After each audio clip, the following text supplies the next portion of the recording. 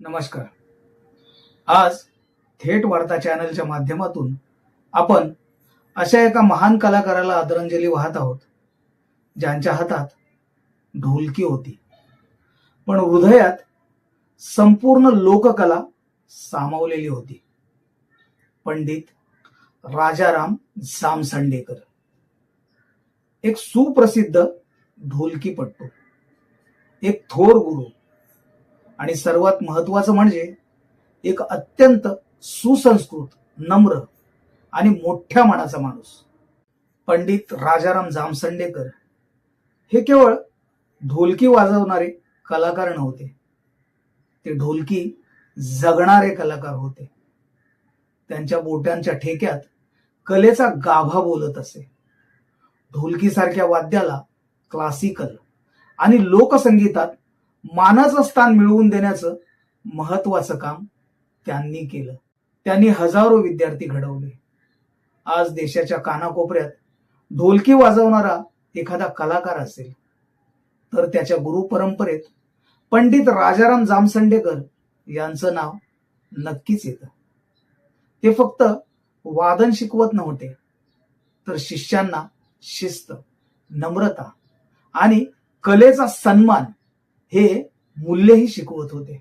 त्यांच्या कारकिर्दीतील एक अभिमानास्पद क्षण म्हणजे जागतिक कीर्तीचे तबलावादक उस्ताद झाकीर हुसेन यांच्यासोबत ढोलकीची साथ देण्याचा योग.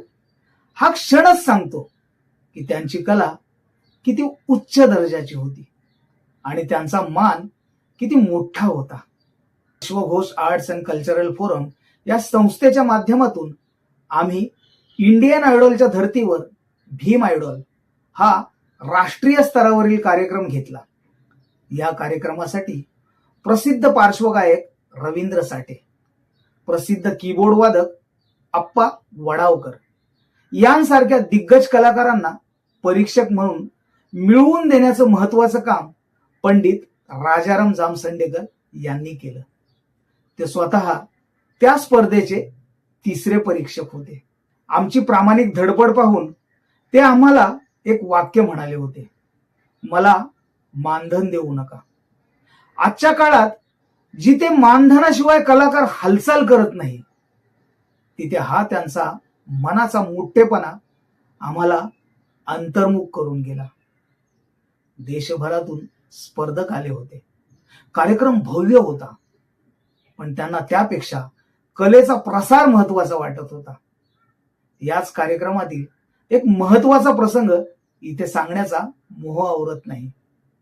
पार्श्वगायक रवींद्र साठे यांनी कबीरा कहे ये जग अंधा हे डॉक्टर बाबासाहेब आंबेडकर या चित्रपटातील सुप्रसिद्ध गीत गायले. त्यांना कीबोर्डवर साथ दिली अप्पा वडावकर यांनी आणि त्या प्रसंगी पंडित राजाराम जामसंडेकर यांनी ढोलकीचा ताबा घेतला. काही मिनिटांची कीबोर्ड आणि ढोलकीची जुगलबंदी प्रेक्षकांना मंत्रमुग्ध करून गेली. नितीन केदारे यांच्या माध्यमातून त्यांच्याशी संपर्कात आल्यावर एक गोष्ट प्रकर्षाने जाणवली. ते जितके महान कलाकार होते तितकेच महान ते माणूस म्हणूनही होते. नम्र स्वभाव, कोणताही अहंकार नाही, शिष्यांशी आपुलकी आणि संस्थांप्रती जिव्हाळा. आज अशा व्यक्तींची उणीव कला क्षेत्राला खूप मोठी आहे. त्यांचा देह थांबला असेल, पण त्यांच्या शिष्यांच्या हातातून तो ढोलकीचा नाद सदैव घुमत राहील. पंडित राजाराम जामसंडेकर हे नाव फक्त इतिहासात नाही, तर लोककलेच्या प्रत्येक ठेक्यात जिवंत राहील.